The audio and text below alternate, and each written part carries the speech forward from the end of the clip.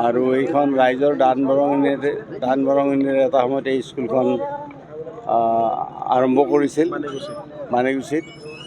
আৰু এই অঞ্চলত তেতিয়া তেনেকুৱা উচ্চ শিক্ষাৰ অনুষ্ঠান নাছিলে।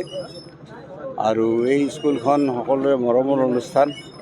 তাৰ পৰৱৰ্তী দিনত আমাৰ শিলগোহাঁই থানত আমাৰ স্কুল আৰম্ভ হ'ল, আমাৰ বাপুজী স্কুল আৰম্ভ হ'ল। তো এনেকৈ বিভিন্ন ঠাইত স্কুল, আমাৰ হাইস্কুল হ'ল, নতুন মৌজাত কেন্দ্ৰগুচিত হ'ল। গতিকে আমাৰ এইখন মানে তেতিয়াই প্ৰথম স্কুল হিচাপে আমাৰ মৌজাখনত প্ৰতিষ্ঠিত হৈছিল আৰু ৰাইজেই এই স্কুলখন প্ৰতিষ্ঠা কৰিছিল। আৰু আজি আহি শেষত আমাৰ চৰকাৰে এই স্কুলখনত 7.5 কোটি টকা ইতিমধ্যে অনুদান দিছে।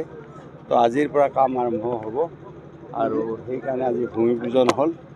গতিকে এইটো এটা ধুনীয়া স্কুল হ'ব, আপোনালোকে ডিজাইনটো দেখিছে নিশ্চয়। আৰু এইটো মোৰো আজি যথেষ্টখিনি ভাল পাইছোঁ এইকাৰণে, কাৰণ ক্লাছ 6লৈকে মই এইখন স্কুলতে পঢ়িছিলোঁ। এইখন স্কুলৰ মই প্ৰাক্তন ছাত্ৰ। গতিকে সেইদৰে মই নিজেও আজি মনটো বহুখিনি ভাল লাগিছে, কাৰণ ক্লাছ 6লৈকে ইয়াত মই পঢ়িছিলোঁ।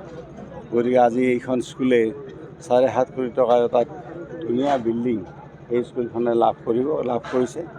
গতিকে নিৰ্মাণ কাৰ্য আৰম্ভ হ'ব এতিয়া আজিৰ পৰা। গতিকে বহুত ভাল হৈছে।